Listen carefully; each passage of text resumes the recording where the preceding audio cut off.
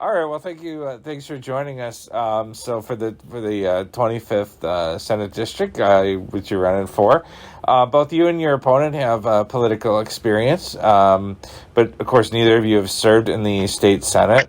What do you feel gives you an edge over your opponent in terms of experience for the job? Well, like my opponent, I have served at the local level in the city council, but unlike my opponent, I have also served in a way for the federal level of government. I was the northern representative for Senator Tammy Baldwin's office, excuse me, for 7 years. So in that time, I worked between mostly Ashland and Eau Claire, but served 22 counties in northern Wisconsin. And just the sheer, geography is a challenge in and of itself. And granted, the district is not 22 counties, but it's actually about half the size of a region that I'm used to providing constituent services and building relationships with local governments, learning about the local issues on the ground. And I've also had to deal in that capacity with a wide variety of different issues. So a lot of that might be something where we're helping folks navigate bureaucracy or get something from a certain government agency. It really runs the gamut. But between those things and my time in the nonprofit world and my degree in conflict resolution, I feel like I'm coming to this pretty well prepared to represent the northern region in District 25, but to also make a point of listening to all of my constituents, not just the ones who support me in the election. You're up in Ashland, right? I am. Okay. Can you rate the performance of the current senator that you seek to replace? Well, sure. As you know, Senator Bewley served as the minority leader, and she served this region as the assembly representative before that, and before that she was on the city council in Ashland. She's, given a lifelong dedication to public service, and I understand that there's always nuance when you are actually in a seat like that, especially in leadership. I can't pretend to understand or know, all of the things that went into all of the decisions that she made, but generally speaking, I know that she did everything she could to try to accommodate most of her constituents at every opportunity, and I appreciate the service that she gave. Can you name three top issues that you feel are facing the 25th Senate District today, and how your stance on the issue or how you would go about addressing those issues if you're elected as our state senator? Like that's a tall order. Let me see where I can start. So First, I would say the fully funding public education is of key importance. So we're experiencing teacher shortages. We have struggled for a long time with just lower shared revenues for students in public schools in northern Wisconsin. We've seen a lot of consolidations as the population has declined. But I'm pleased to see that the current budget allows for the 2/3 funding for each student that was committed 20 years ago under Tommy Thompson finally being fulfilled. However, as long as the levy limits remain in place, when that additional funding comes to our school districts, it doesn't actually result in more spendable dollars for educational purposes. Instead, it lowers the property taxes for the people that live in that school district. And I don't have any issue with lower property taxes. That's fine. But we have to find ways to make sure that the funding for all schools, regardless of zip code, is equitable. So that might mean taking into account the average poverty level for students, the number of special needed students, some of these other things that, even the changes in the value of the community, because with the levy limits, you've got to have brand new development in order to increase the mill rate. But like schools, local governments have struggled to provide the services that people expect when they want to, build a home or a business in a community. Like, if you are strapped for cash as the local municipality, how do you keep up your infrastructure? How do you not defer projects or lay off staff or cut services? And most places end up doing one of those things or borrowing money in order to provide, necessary maintenance or upgrades. But if your infrastructure is not being maintained, then how do you attract new development? So anyway, sorry, that was a bit of a tangent. The second thing would be the infrastructure investment. And Excuse me. Again, I know that there has been some recent influx of cash with the federal dollars, mostly from the bipartisan infrastructure law and COVID relief funds. However, there's a long way to go, right? We have communities up north that have just long, just large geographic areas. Again, a unique challenge. And because the population density is so low, what often happens is that when government dollars are allocated, I understand that they're looking for the biggest bang for the buck. They want to serve the most people. And what happens is they end up going to more populated areas. And again, that's fine. I know they have needs too, but inevitably these far northern rural communities get neglected because we just don't have as many people per mile, of new road or of broadband access. And when it comes to broadband, which is something that is critical it's a basic utility at this point in our country's history. It's something that we need for emergency response, for education, for healthcare, for work, for economic development, all of those things. And it's not profitable for private companies to come and run, that last mile all the way out to, a rural household. It seems to me that that's a great opportunity for the public-private investment so that public dollars can go to ensuring that every single person, regardless of where they live, has access to this, commodity that we all rely on.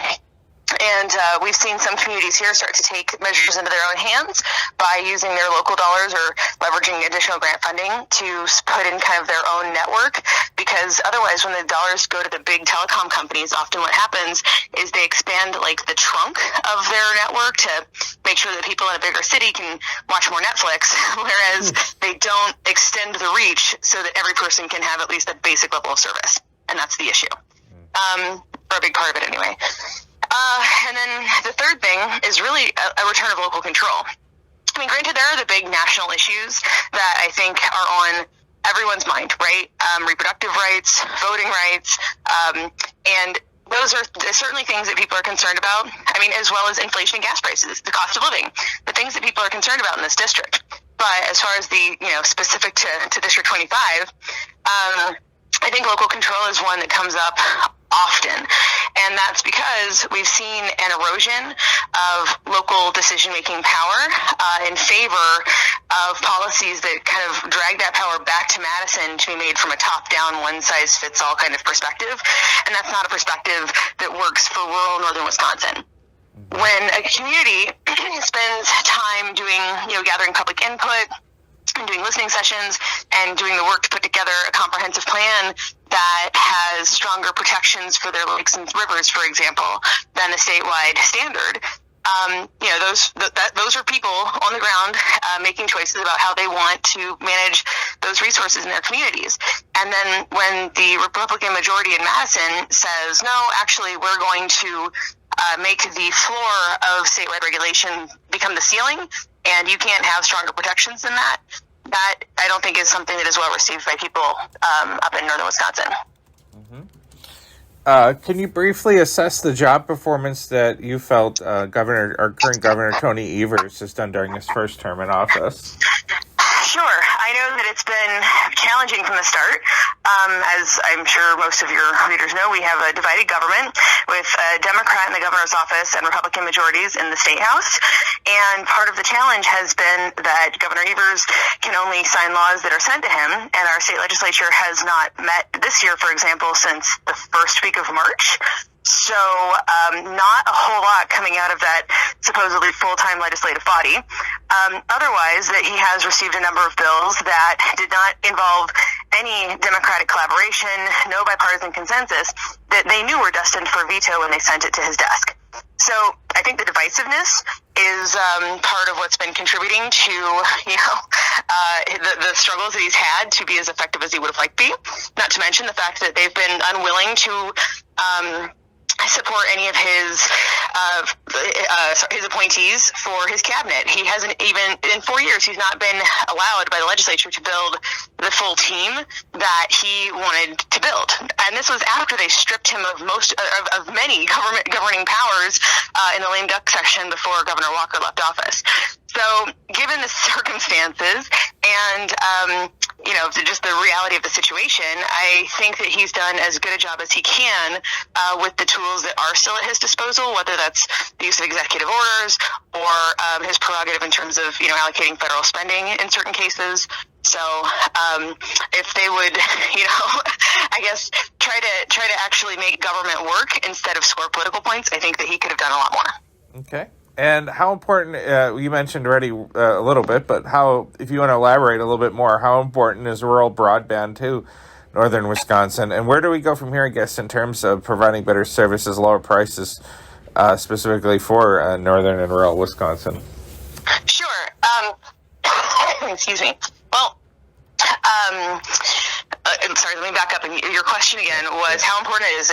It's incredibly important. Like I said, it's something that I think a lot of us take for granted, and the disparities were pretty well illustrated in terms of, the pandemic, when kids were suddenly having to do remote school and people were doing remote work. It just didn't work for everybody.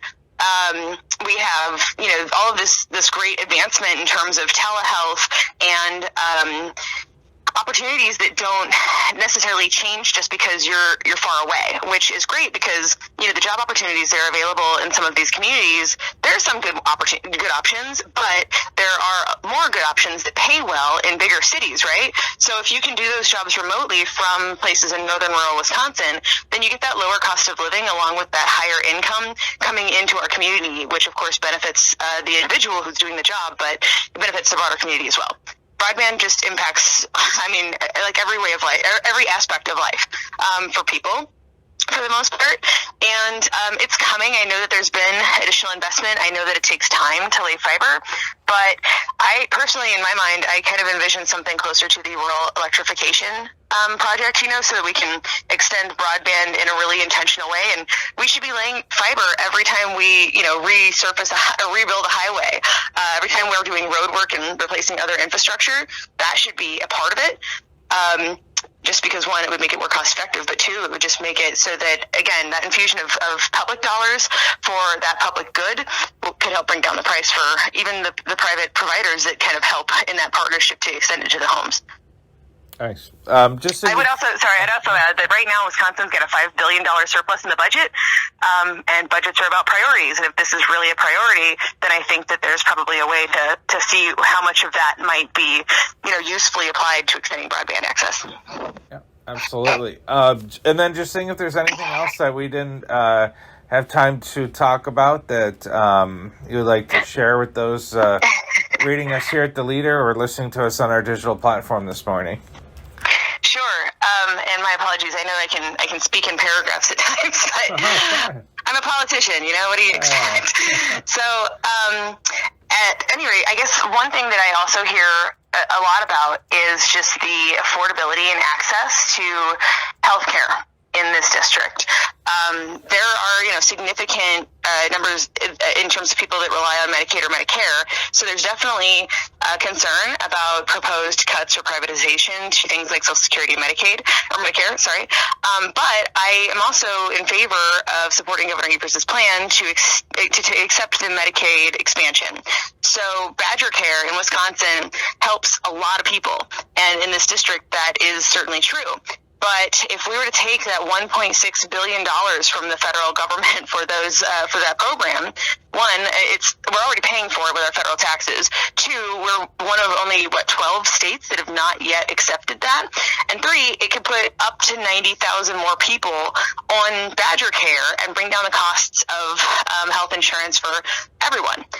In my mind, it just makes sense. And with that money, there's $1 billion incentive that is it's something that we can just spend however we like. So Governor Evers has proposed using it to do infrastructure updates, to get rid of lead pipes, to extend broadband access, and create jobs across Wisconsin doing it.